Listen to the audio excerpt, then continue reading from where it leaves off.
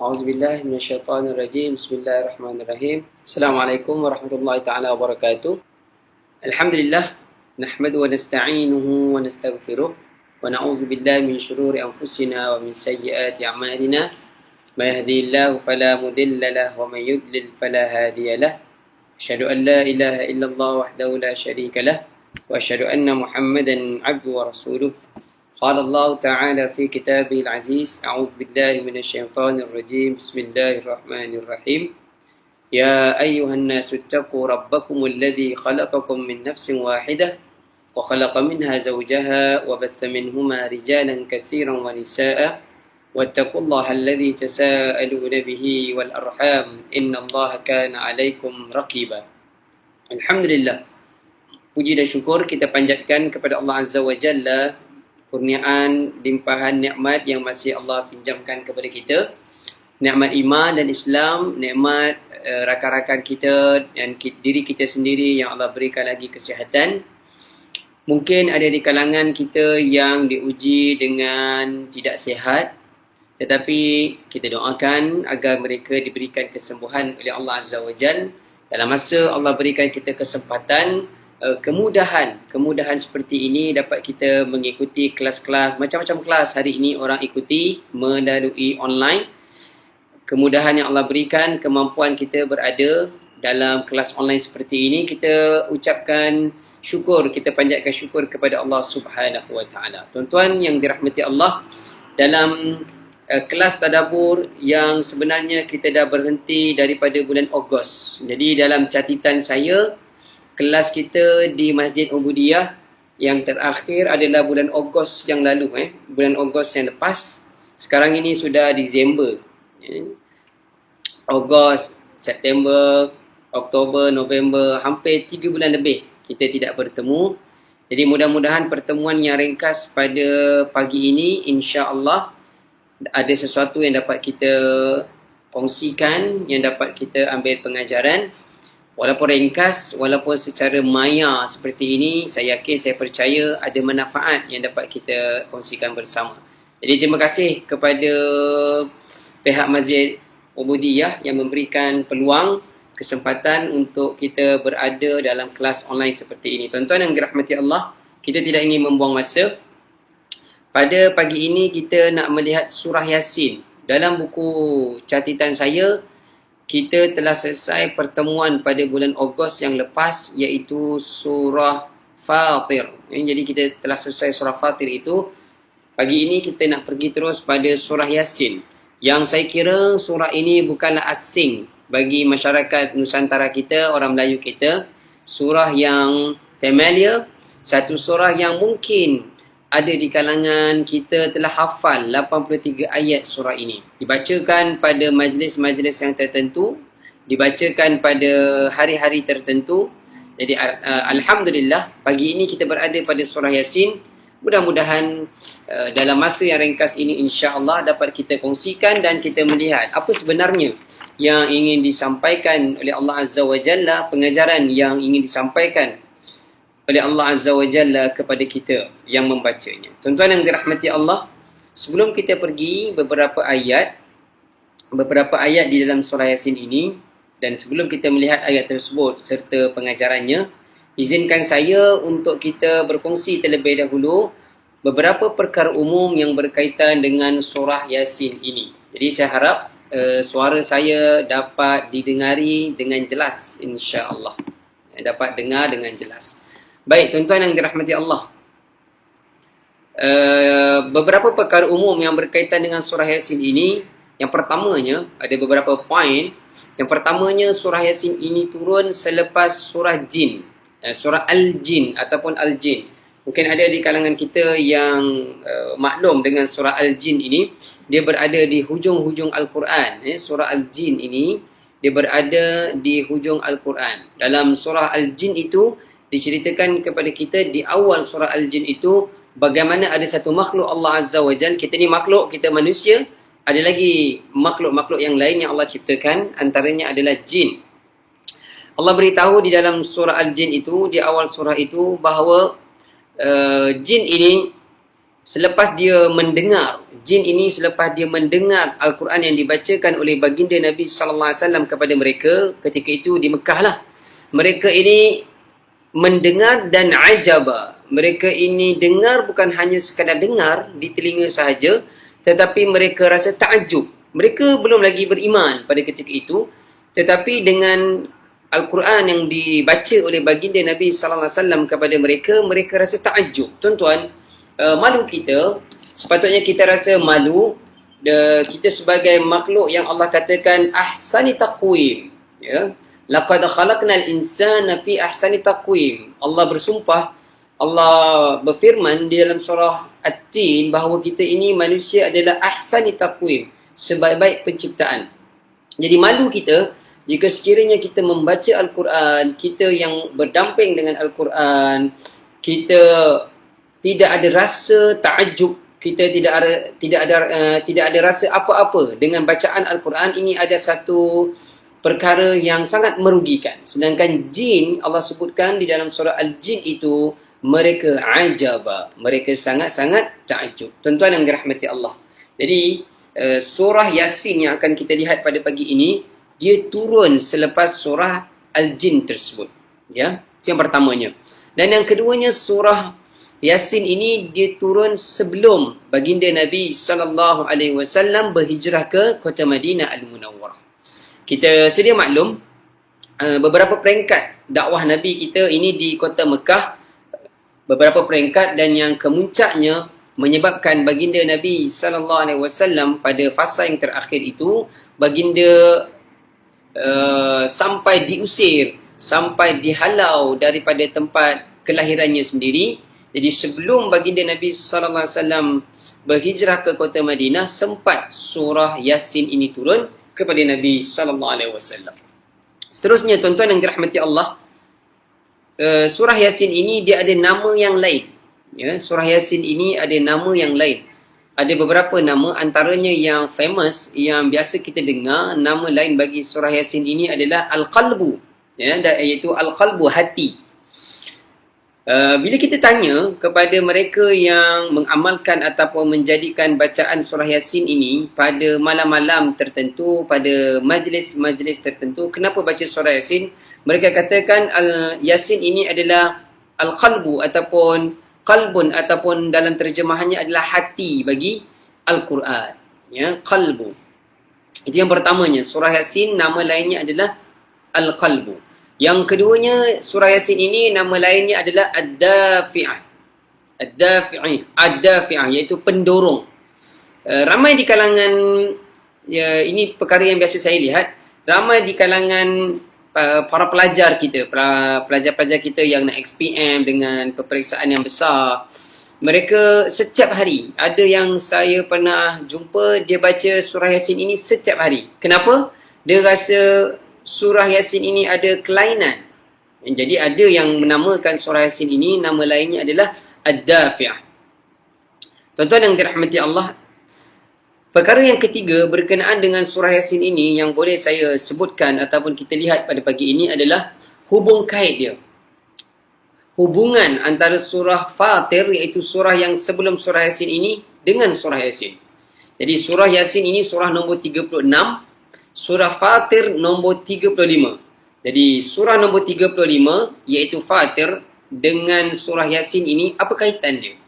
Jadi pernah dan sering saya sebut di kelas kita di Masjid Ubudiyah, susunan-susunan surah-surah di dalam Al-Quran ini merupakan perkara yang tauqifi, perkara yang tauqif, perkara yang Nabi SAW tidak boleh sesuka hati Nabi. Bukan Nabi yang susun surah ini, surah Al-Fatihah, surah ini Al-Baqarah, Ali Imran, An-Nisa sehingga akhir. Bukan Nabi yang menyusun seperti itu. Tetapi ini adalah apa yang dibawa oleh Jibril alaihissalam. Malaikat Jibril mendapat arahan daripada Allah Azza wa Jal dan dibawa kepada baginda Nabi SAW. Jibril datang pada bulan Ramadan kepada Nabi SAW, kemudian bertadarus bersama dengan Nabi. Surah yang pertama adalah surah Al-Fatihah, yang kedua adalah Al-Baqarah, ketiga adalah Ali Imran, An-Nisa, Al-An'am, Al-Ma'idah dan seterusnya. Jadi ini perkara yang tauqif. Apakah hubungan surah Fatir dengan surah Yasin yang kita nak lihat? Yang pertamanya tuan-tuan, di dalam surah Fatir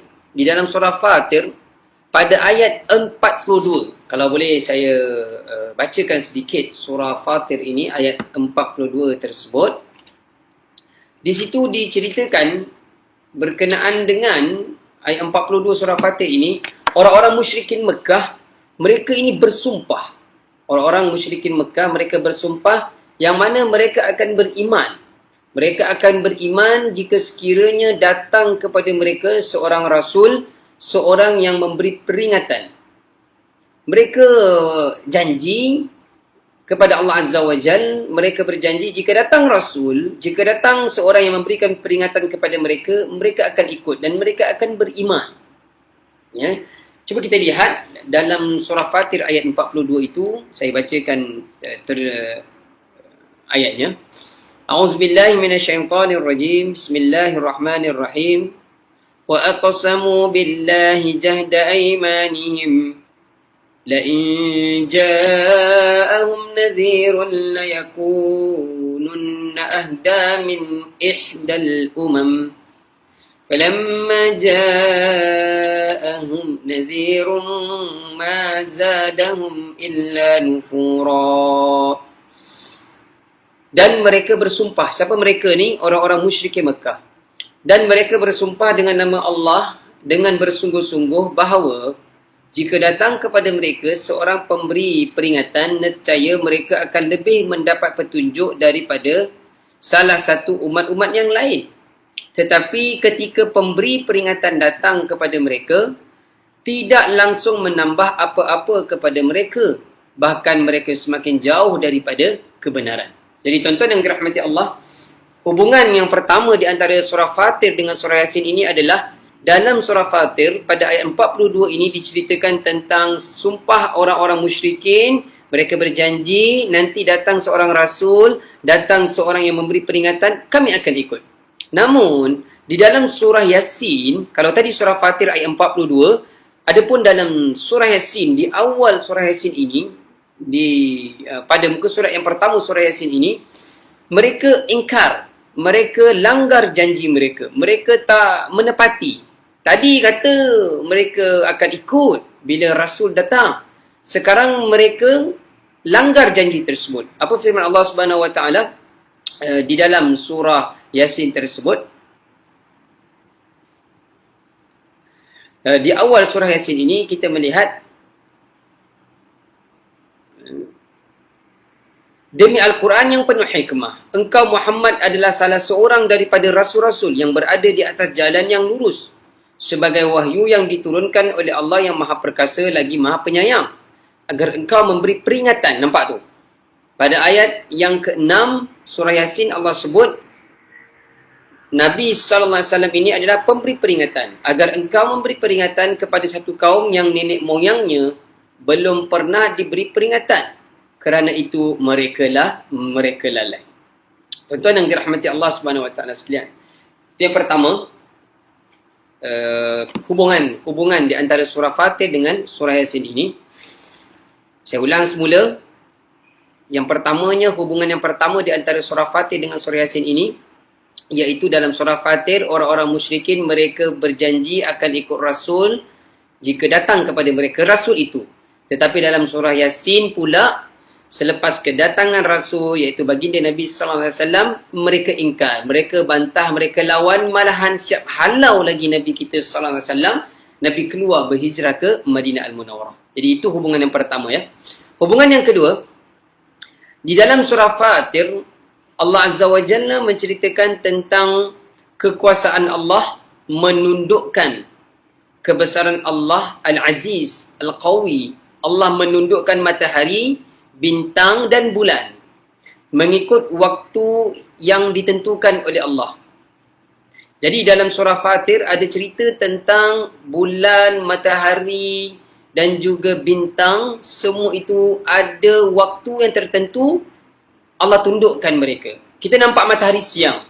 Bila nanti jam 7 suku hilang dia. Yang naik pula bulan bersama nampak di situ nanti matahari. Sampai pukul 7 pagi nanti besok, hilang pula bulan dan bintang tersebut. Matahari pula naik. Siapa yang menguruskan, siapa yang menundukkan dan siapa yang menunjukkan kepada kita? Tak lain tak bukan Allah Azza wa Jalla. Allah Subhanahu wa taala. Itu berada dalam surah Fatir. Cerita yang sama juga berkenaan dengan matahari dan semua cakrawala ini Allah ceritakan lagi sekali di dalam surah Yasin. Tuan-tuan yang dirahmati Allah, rupa-rupanya apa yang boleh kita faham tadaburnya berkenaan dengan cerita matahari, bulan dan bintang dalam surah Yasin dan juga surah Fatir ini, apa yang boleh kita faham adalah makhluk yang besar itu, makhluk yang besar, matahari entah berapa besar dah. Mungkin ada di kalangan tuan-tuan yang dalam bidang astronomi, membaca, mengkaji dan sebagainya. Besar makhluk ni yang namanya matahari ni, jauh tak ada orang pernah sampai ni. Matahari itu pun dia tak pernah ingkar, matahari itu pun dalam kekuatan dia besar itu, dia tak pernah ingkar dengan arahan Allah Azza wa Jalla. Hilang, tenggelam dia. Timbul dia bila diarahkan. Tuan-tuan, kita yang kerdil, ini pengajaran tadabbur yang boleh kita ambil. Tadabbur kita yang boleh kita ambil adalah kita yang sangat kerdil, yang sangat-sangat lemah. Datang arahan daripada Allah Azza wa Jalla sekian dan sekian. Mengapa ada di kalangan manusia yang kerdil ini boleh membantah yang Allah sebut di penghujung surah Yasin ini dengan firman-Nya, awalam yaral insanu anna khalaqnahu min nutfatin fa idza huwa khasimun mubin, pada ayat 77. Dan tidakkah manusia berfikir bahawa kami menciptakan mereka daripada setitis air mani, ternyata dia menjadi musuh yang sangat nyata. Tuan-tuan, di dalam ayat 77 surah Yasin ini, Allah kata manusia ini diciptakan daripada setitis air mani. Dia banyak kan, trilion. Ya, sperm daripada seorang lelaki itu, daripada trilion ataupun bilion itu, satu dipilih dan akhirnya jadi kita. Kita dilahirkan di atas muka bumi ini. Allah kata daripada min nutfah, daripada setitis air mani itu, akhirnya bila dewasa, dia terlupa bahawa dia telah dipilih. Dia telah dipilih oleh Allah supaya wujud, boleh hidup di atas muka bumi ini. Kenapa akhirnya dia yang namanya manusia ini menjadi khasim, menjadi musuh, dan bukan biasa-biasa musuh dengan Allah ni, mubin. Dia menjadi musuh yang sangat nyata. Tuan-tuan yang dirahmati Allah. Jadi itu beberapa cerita hubungan antara surah Fatir dengan surah Yasin. Kemudian kita nak lihat, selepas surah Yasin ini ada satu surah namanya surah As-Saffat. Ya, surah As-Saffat. Jadi apa pula kaitan di antara surah Yasin dengan surah As-Saffat ini? Antaranya, hubungan antara surah Yasin dengan surah As-Saffat adalah di dalam surah Yasin, terutamanya pada ayat 55 sehingga ayat 58, Allah Azza wa Jalla menceritakan kepada kita tentang keadaan orang-orang mukmin. Keadaan orang-orang mukmin yang mendapat ganjaran syurga yang diberikan oleh Allah Azza wa Jalla. Kita hafal ayat tersebut kan? Ayat 55 surah Yasin, inna ashabal jannati al-yawma fi syughulin fakihun hum wa azwajuhum fi dhilalin 'alal araiki muttaqi'un. Ini cerita ni sepatutnya bila kita baca ayat yang seperti ini, tuan-tuan, ayat 55 sehingga ayat 58 dalam surah Yasin ini, kita tersenyum. Satu, kita tersenyum.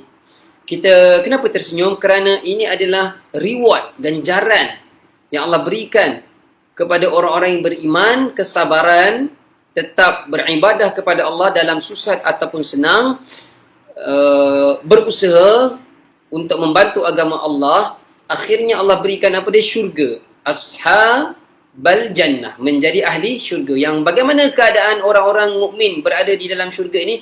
Syughulun fakihun, mereka sibuk dengan keadaan mereka dalam syurga tersebut. Mereka sibuk dengan nikmat, bukan sibuk benda-benda yang tidak, perkara-perkara yang biasa-biasa ataupun yang tidak mendatangkan faedah, tapi mereka sibuk dengan nikmat yang Allah berikan kepada mereka. Dalam surah As-Saffat ini Allah cerita tentang orang-orang mukmin. Juga dalam surah Yasin ini Allah ceritakan tentang orang-orang kafir. Kalau tadi ayat 55 sehingga 58 tentang orang-orang yang beriman, Kemudian pada ayat 59 sehingga ayat 66 Allah cerita tentang orang-orang kafir, keadaan mereka. Jadi cerita tentang orang mukmin dalam surah Yasin, cerita tentang orang kafir dalam surah Yasin, juga Allah ceritakan dalam surah As-Saffat. Surah yang selepas surah Yasin ini dengan lebih detail di dalam surah As-Saffat. InsyaAllah pada bulan depan kita akan pergi melihatlah surah As-Saffat tersebut. Tuan-tuan, sebelum saya bawakan beberapa ayat di dalam surah Yasin ini yang boleh kita jadikan pengajaran, izinkan saya yang terakhir, perkara umum yang boleh kita kongsikan berkenaan dengan surah Yasin ini. Balik nanti ataupun malam Jumaat nanti, ataupun ada yang baca surah Yasin ini setiap malam, 83 ayat dalam surah Yasin ini Allah cerita tentang apa? Apa yang Allah fokuskan di dalam surah Yasin ini? Sepatutnya bila kita membaca surah Yasin ini, kita dapat yang pertamanya cerita tentang akidah. Dia berkenaan dengan foundation, base ataupun asas bagi seorang yang namanya hamba Allah Azza wa Jalla, yang seorang yang bernama hamba Allah. Yang pertamanya, cerita yang terbesar dalam surah Yasin ini adalah tentang akidah. Yang keduanya cerita tentang hari kebangkitan yang tadi saya sebutkan tadi tu, daripada ayat 55 tu surah Yasin tu kan, cerita tentang nikmat-nikmat syurga itu. Kemudian ada cerita tentang syurga dan neraka. Ada juga dalam surah Yasin ini cerita tentang umat-umat yang terdahulu. Ada kisah Nabi Nuh sedikit, Nabi Isa alaihi salam. Kemudian ada cerita tentang berkenaan dengan cerita umat di Antakya. Nanti kita akan masuk selepas ini. Tuan-tuan yang dirahmati Allah. Dan yang kelimanya, dalam surah Yasin ini cerita berkenaan dengan kekuasaan Al-Khaliq, penciptaan. Allah ini yang Al-Khaliq, menciptakan langit, bulan, matahari, bintang dan sebagainya, sehingga menciptakan kita ini yang sebagai manusia ini pun Allah ceritakan di dalam surah Yasin ini. Tuan-tuan yang dirahmati Allah Subhanahu wa taala sekalian. Jadi selesai beberapa perkara umum yang berkaitan dengan surah Yasin. Izinkan saya untuk kita pergi melihat beberapa ayat di dalam surah Yasin ini yang harapan saya boleh kita jadikan sama-sama pengajaran insya-Allah. Jadi saya harap suara saya jelas tuan-tuan di sana. Lepas ni boleh pakai share video ini, rakaman ataupun live ini. Mungkin ada di kalangan sahabat kita yang busy ataupun tidak berkesempatan. Jadi lepas habis sesi live kita ini, sesi langsung live kita ini, saya harapkan tuan-tuan boleh share. Baik, tuan-tuan yang dirahmati Allah, kita masih berkongsi berkenaan dengan surah Yasin ini. Surah Yasin maksudnya adalah, namanya adalah Yasin. Dia tidak seperti surah-surah yang lain. Kadang-kadang surah-surah yang lain ini ada namanya tu, kita boleh terjemahkan. Ya, kita boleh terjemahkan. Tetapi surah Yasin ini tidak ada terjemahannya kecuali dipanggil sebagai Yasin. Apakah tema surah Yasin ini? Tuan Fazrul, penulis buku sinopsis, beritahu kepada kita. Tema surah Yasin ini adalah serah diri ketika berdakwah. Tuan-tuan yang dirahmati Allah, kita boleh take note, kita boleh ambil perhatian. Bila kita membaca surah Yasin ini, ada satu misi, ada satu perkara menjadi satu tanggungjawab kita bersama, iaitu berkenaan dengan dakwah. Tema surah Yasin ini adalah serah diri ketika berdakwah. Tuan-tuan, hari ini, jangan bila kita sebut dakwah ini tugas orang-orang tertentu. Bukan dakwah ini tugas pihak-pihak tertentu sahaja. Dakwah ini bukan kerja ustaz ke, asatizah ke, mufti ke, ulama ke, tidak. Hari ini tugas dakwah ini ada tugas kita bersama. Tuan-tuan yang dirahmati Allah, jangan sampai kita takut untuk memberi nasihat kepada orang yang sedang kita nampak melakukan kesalahan. Jangan sampai kita nampak orang buat kesalahan, kesilapan, kita kata, oh nantilah ustaz yang tegur. Ataupun biarlah pihak yang bertanggungjawab tegur. Tak. Kita cuba atas kemampuan kita, kerana kita sayang. Lebih lagi kalau dia adalah sesama Muslim, sesama agama dengan kita. Jadi tugas dakwah ini adalah tugas kita bersama. Adapun surah Yasin ini mengajarkan kepada kita, sedang kita berdakwah itu tuan-tuan, surah Yasin ini mengajarkan kepada kita, sedang kita berdakwah ini, kita pasti akan berhadapan dengan ujian. Kita pasti akan berhadapan dengan tribulasi ataupun cubaan. Mesti punya. Dalam sirah Nabi SAW, dalam sejarah para Nabi, para Rasul yang terdahulu pun, kita baca, kita lihat, tidak ada seorang Nabi pun yang dakwah mereka lancar, tidak ada gangguan, tidak ada ujian ataupun tiba-tiba bila bawa agama yang baru, para Rasul ini yang terdahulu mereka bawa agama baru, tidak tiba-tiba umat tersebut terima bulat-bulat. Mesti, pasti akan ada ujian.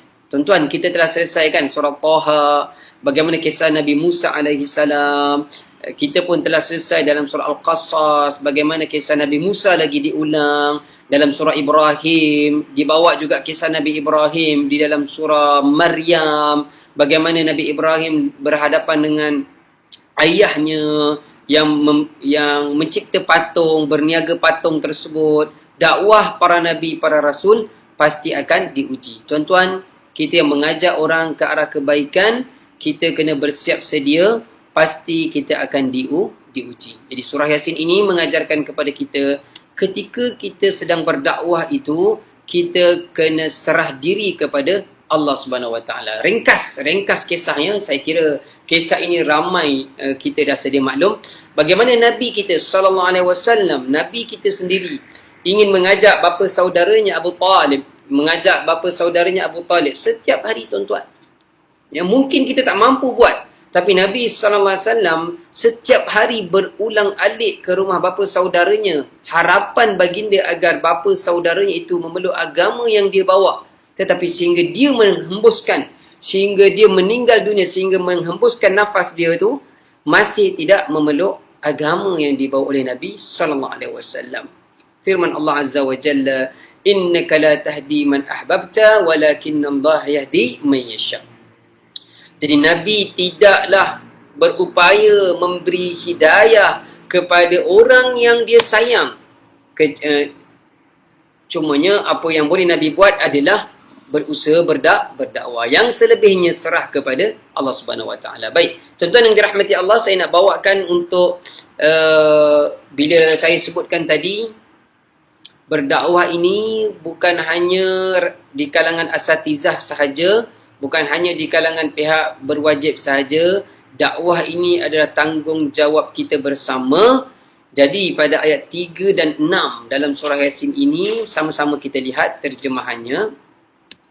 Firman Allah Subhanahu Wa Taala, saya bacakan dari awal lah ya, surah Yasin ini terjemahannya, ayat 1 hingga 6. Yasin, demi Al-Quran yang penuh hikmah, engkau wahai Muhammad adalah salah seorang daripada Rasul-Rasul yang berada di atas jalan yang lurus, sebagai wahyu yang diturunkan oleh Allah yang Maha Perkasa lagi Maha Penyayang, agar engkau memberi peringatan kepada satu kaum yang nenek moyangnya belum pernah diberi peringatan.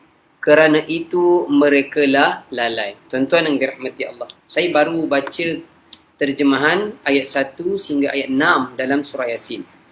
Perlahan-lahan kita pergi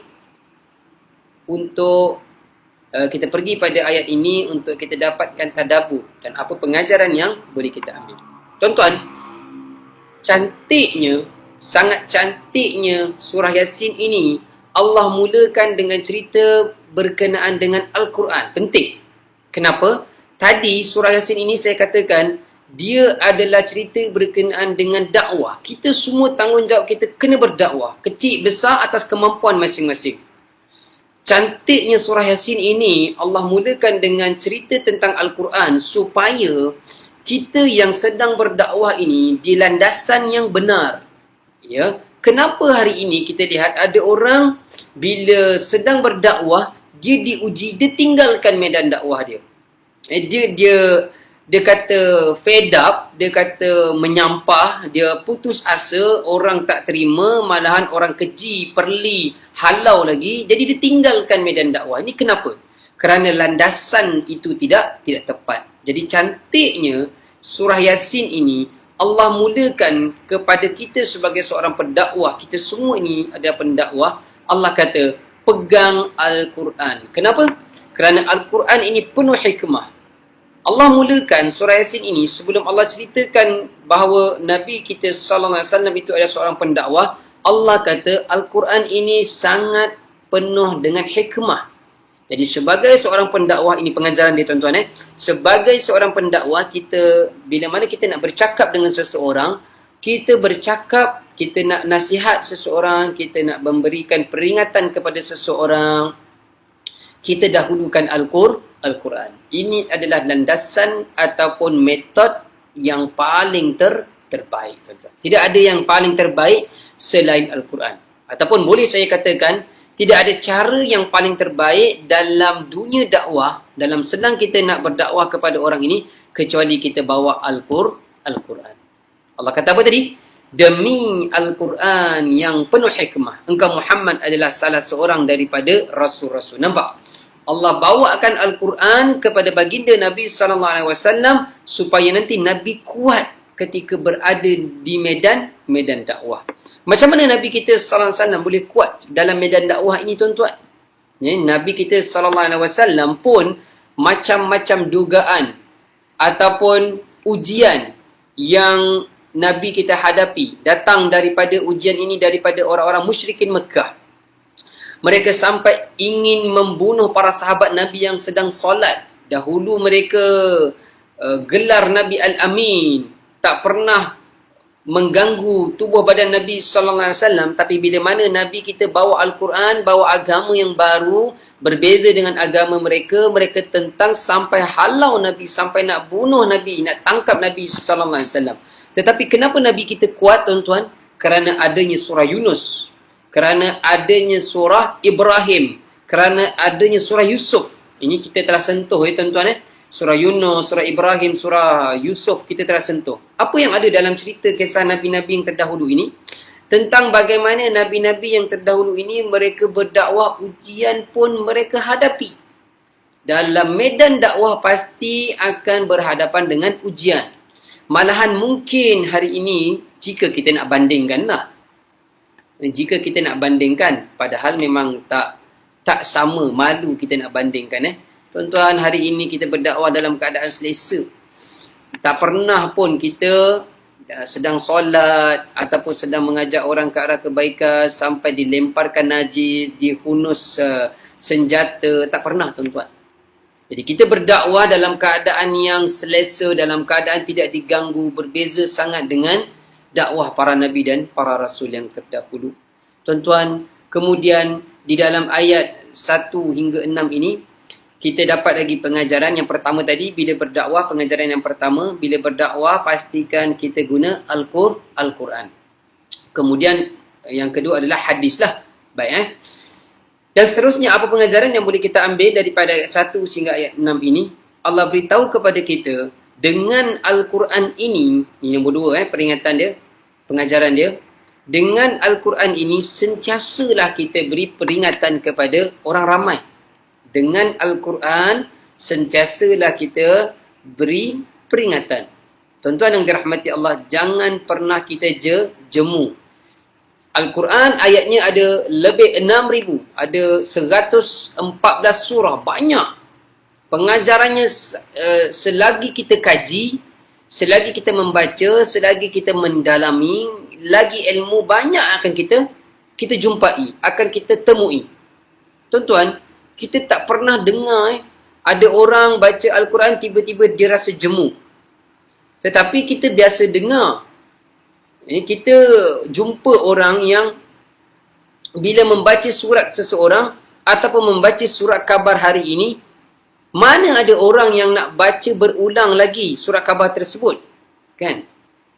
Jadi yang saya ulang balik ayat saya, biasa apa yang kita nampak adalah bila kita membaca Al-Quran, kita khatam, kemudian kita akan baca balik bermula daripada surah Al-Fatihah, kita baca khatam lagi, kemudian kita akan baca lagi, insya-Allah sehingga kita meninggal dunia, sehingga kita menghembuskan nafas kita, kita tidak akan jemu dengan membaca Al-Quran. Malahan, untuk memastikan kita lebih lagi rasa cinta ataupun rasa seronok lagi membaca Al-Quran ini, pastikan kita membaca dengan melihat terjemahan, melihat tafsirnya, melihat tadaburnya. InsyaAllah tuan-tuan, kita tidak akan rasa jemu dengan Al-Quran ini. Namun, membaca surat khabar, membaca majalah pada hari ini, ada tak tuan-tuan, surat khabar hari ini, tanggal 15 Disember, minggu depan cari balik. Baca balik apa yang dah kita baca minggu lepas. Ada tak?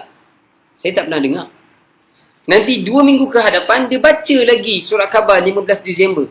Masuk Januari, masuk Februari, dia baca lagi, dia cari balik surat khabar 15 Disember yang lepas. Tajuk yang sama dia nak baca. Topik yang sama dia nak baca. Kita tak pernah dengar tuan-tuan. Berbeza dengan Al-Quran. Itulah mukjizat Al-Quran tuan-tuan yang dirahmati Allah. Jadi surah Yasin ini yang pertamanya, tadi saya katakan adalah cerita berkenaan dengan dakwah kan. Jadi ayat 1 sehingga ayat yang ke-6 bercakap, Allah ceritakan kepada kita tentang dakwah, tanggungjawab bersama.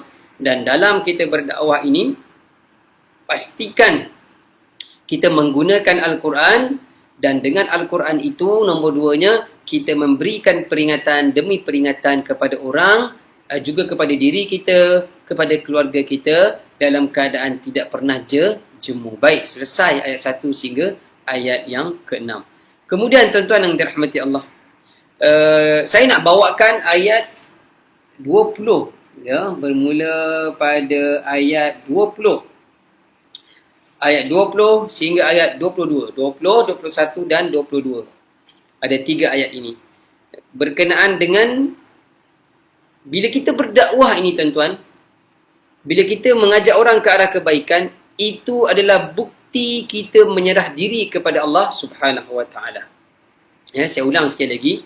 Bila kita terlibat sama mengajak orang ke arah kebaikan, berdakwahlah tu. Bila kita terlibat sama mengajak orang ke arah kebaikan, itu bukti kita menyerah diri kepada Allah Subhanahu Wa Taala.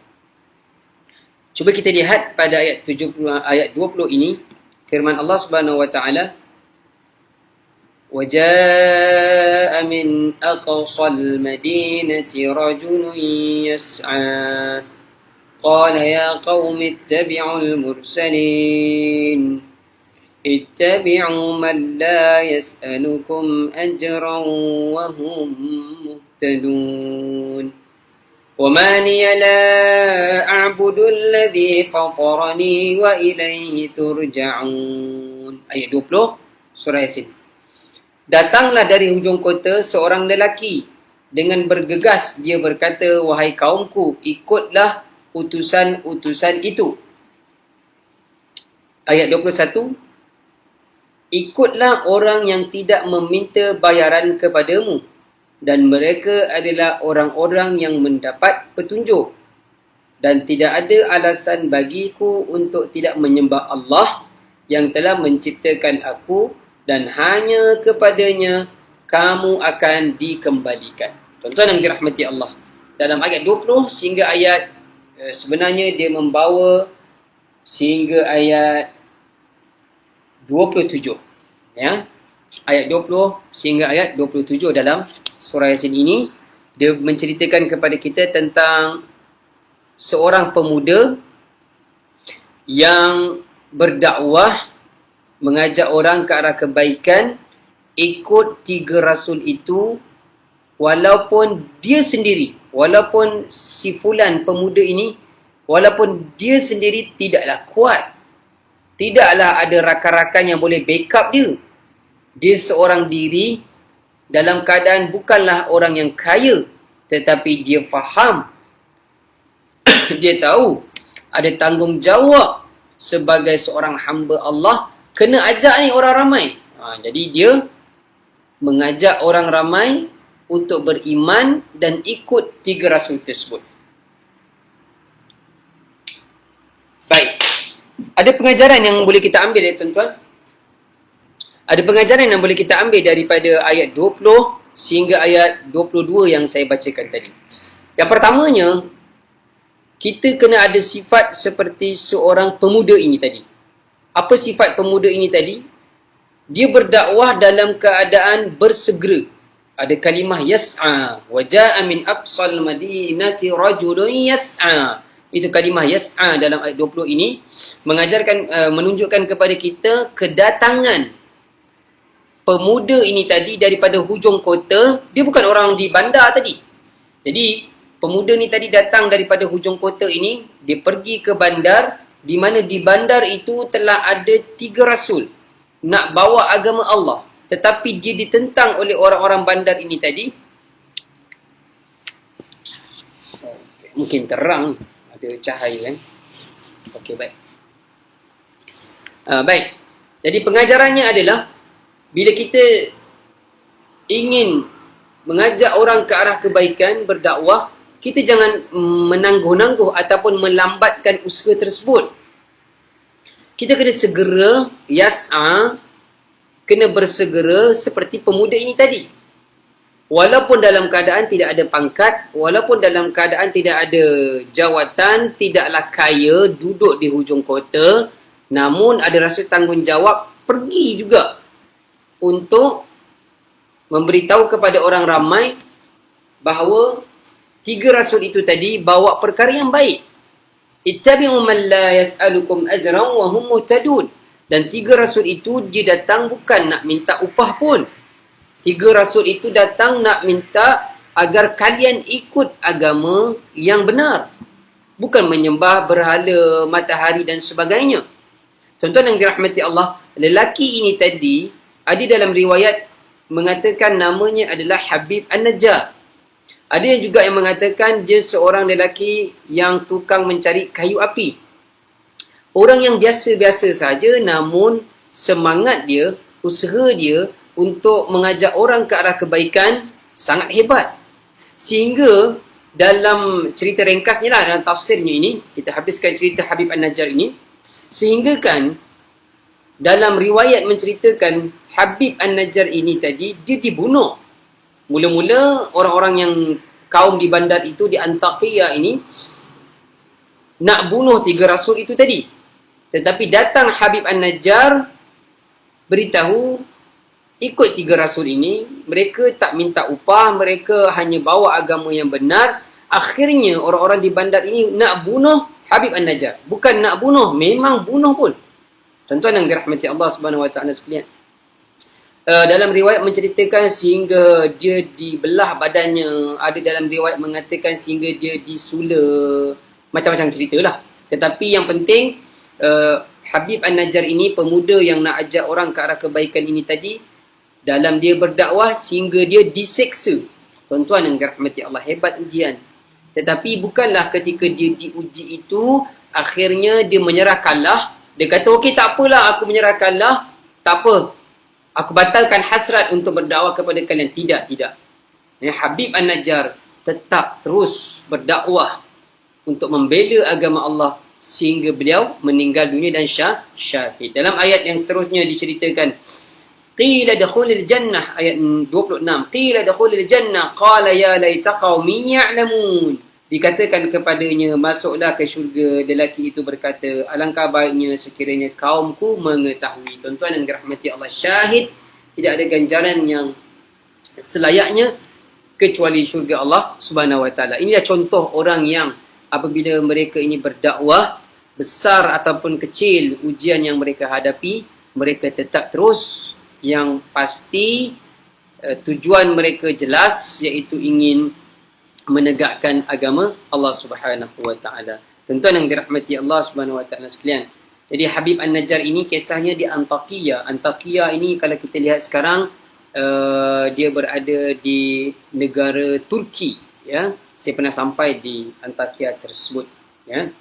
Kemudian bagaimana Allah musnahkan kaum itu, kaum di Antakya itu, Allah datangkan satu sayhatan wahidah, ada satu teriakan, satu suara yang sangat kuat sehingga mereka mati bergelimpangan. Ya, mereka terus mati. Jadi tuan-tuan yang dirahmati Allah, apa pengajaran sekali lagi yang boleh kita ambil daripada kisah Habib An-Najjar tadi? Bila kita berdakwah, pasti akan ada ujian. Kita kena bersiap sedia. Ujian itu adalah satu sunnatullah bagi orang yang ingin berada di jalan Allah. Kemudian saya nak bawakan cerita berkenaan dengan ayat 45 ya. Ayat 45 di dalam surah Yasin ini. Firman Allah Subhanahu wa taala, A'udzubillahi minasyaitonir rajim. Bismillahirrahmanirrahim. Wa idza qila lahum ittaqu ma baina aydikum wa ma khalfakum la'allakum turhamun. Dan apabila dikatakan kepada mereka, takutlah kamu akan azab yang di hadapanmu di dunia dan azab yang akan datang di hari akhirat nanti agar kamu mendapat rahmat. Tuan-tuan yang dirahmati Allah, dalam ayat 45 ini kita nampak ada cerita berkenaan dengan azab. Berkenaan dengan azab, iaitu dia ada aidikum. Dia ada azab ini, dia berada di hadapan kamu. Dalam tafsir memberitahu apa yang dimaksudkan aidikum, yang berada ketika kita masih berada di atas muka bumi ini. Kita diuji ketika berada di atas muka bumi ini. Dan azab yang kedua akan diberikan kepada seseorang nanti ketika berada di hari akhirat. Saya cuba sama-sama fahamkan tuan-tuan begini.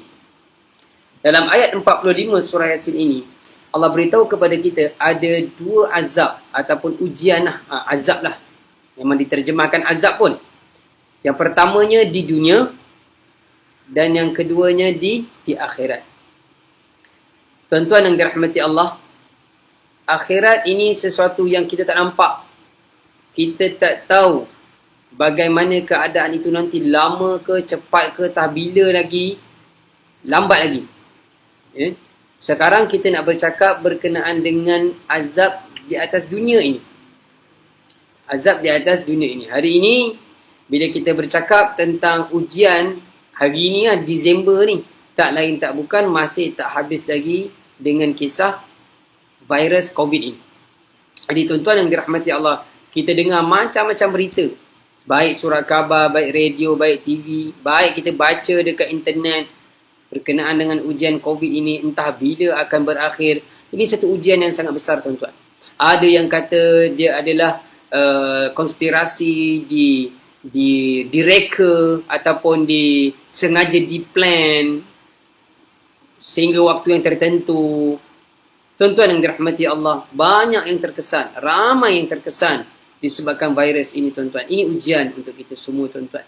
Apa yang menyedihkan saya yang datang jujur daripada diri saya tuan-tuan. Ini sama-sama kita muhasabah. Sama-sama kita muhasabah, kita peringat anak-anak kita, kita peringatkan ahli keluarga kita. Dalam musim virus COVID ini bermula daripada bulan Mac, pertengahan bulan Mac yang lepas, sekarang ini sudah nak habis dah Disember ni, dan nak berada di pertengahan Disember ini, kita dah nak habis tahun 2020 ini. Tuan-tuan, anak-anak kita, remaja kita pada hari ini, adakah mereka masih berperangai seperti yang sebelum ini? Maksud saya, sebelum ada ujian COVID ini, mereka dah macam tu. Sekarang ini ada ujian COVID ini, sama ke perangai mereka? Ataupun berubah ke arah yang lebih baik? Ataupun lebih rosak? Ataupun lebih parah? Lebih membimbangkan? Ini sama-sama kita kena fikirkan tuan-tuan. Apa yang berlaku 3 hari ataupun 2 hari lepas? Berita daripada satu negeri dalam semenanjung kita. Kisah 10 orang pelajar melakukan perkara yang tidak baik kepada seorang adik perempuan berumur 12 tahun. Tuan-tuan, ini sangat menyedihkan. Anak-anak kita, cuti sekolah mereka dah bermula. Sebelum cuti sekolah Disember ni pun dah cuti lama lah. Kejap sekolah, kejap tak sekolah kan. Sepanjang tahun 2020 ini. Apa yang anak-anak remaja kita buat ketika cuti sekolah ini tuan-tuan? Lama ni tak pergi sekolah ni. Apa yang mereka buat? Sekarang ini berbaki beberapa hari, kita tak tahu, mungkin akan disambung. Anak-anak kita di rumah, tidak ke sekolah. Apa yang mereka buat tuan-tuan? Dengan siapa mereka berkawan? Tadi sebelum saya sampai untuk kita sesi live ini, dalam kereta tadi saya dengar Dr. Asmadi di IKIM, di radio IKIM, memberitahu tentang anak-anak remaja kita sepanjang musim PKP ini, sepanjang musim COVID ini, makin membimbangkan masalah mereka, tuan-tuan. Ya. Tak ke sekolah, habis masa dengan game, bersosial, keluar rumah, ditangkap, mencuri dan sebagainya. Tuan-tuan yang dirahmati Allah, ini sebenarnya adalah azab ataupun ujian. Saya nampak dia sebagai ujian yang sangat besar untuk kita. Sebagai orang yang beriman, sebagai orang Islam, ayah dan ibu yang faham Al-Quran, yang nak melihat anak-anaknya menjadi orang mukmin yang sebenar, tolong sama-sama kita jaga, tuan-tuan. Dah berapa lama? Kemarin saya ada buat posting di Facebook saya pun, saya tanya. Saya ada satu kerisauan. Sudah sangat lama anak-anak kita tidak datang ke surau ataupun ke masjid. Ya, kita faham dengan SOP dan sebagainya. Tetapi saya bimbang kita jauh daripada masjid. Akhirnya, tuan-tuan, bagaimana mereka dengan ibadah solat, bagaimana ibadah mereka dengan Al-Quran. Tuan-tuan, sepatutnya musim anak-anak kita berada di rumah ini, bagus sepatutnya mereka dapat perbaiki solat mereka. Yang keduanya, mereka dengan Al-Quran. Lagi banyak sepatutnya membaca Al-Quran, bukan makin kurang. Bagaimana mereka dapat memperbaiki sifat-sifat mahmudah, akhlak mereka. Tuan-tuan, inilah masa untuk sama-sama kita perbaiki anak-anak kita, syakhsiah, jati diri mereka, tuan-tuan. Kasihan kita melihat, ya, masih ramai di kalangan anak-anak kita yang terjebak, yang berhadapan dengan masalah sosial. Tuan-tuan yang dirahmati Allah, kita tidak ingin apa dia? Kita tidak ingin azab aidikum pada ayat 45 ini tadi. Kita tidak ingin azab yang Allah berikan, yang Allah nampakkan di hadapan mata kita ini dibawa terus, ataupun nanti akan diberikan lagi lebih pedih ketika wama khalfakum, di hari akhirat nanti. Di hari akhirat nanti. Tuan-tuan, dan terakhirnya pada ayat 45 dalam surah Yasin ini, Allah mengharapkan, Allah berfirman dengan firman-Nya, la'allakum turhamun, mudah-mudahan kamu mendapat rahmat. Tuan-tuan, kita masuk ke syurga Allah dengan rahmat Allah Azza wa Jalla.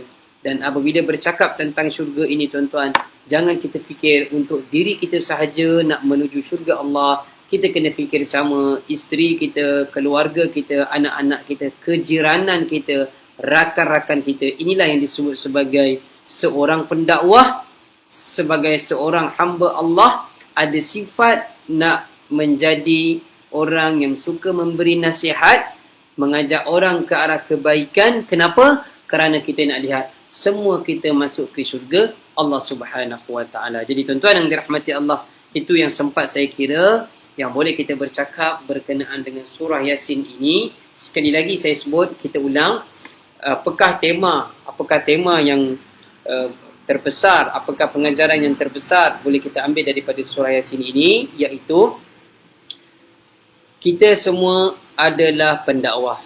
Kita semua ada tanggungjawab mengajak orang ke arah kebaikan.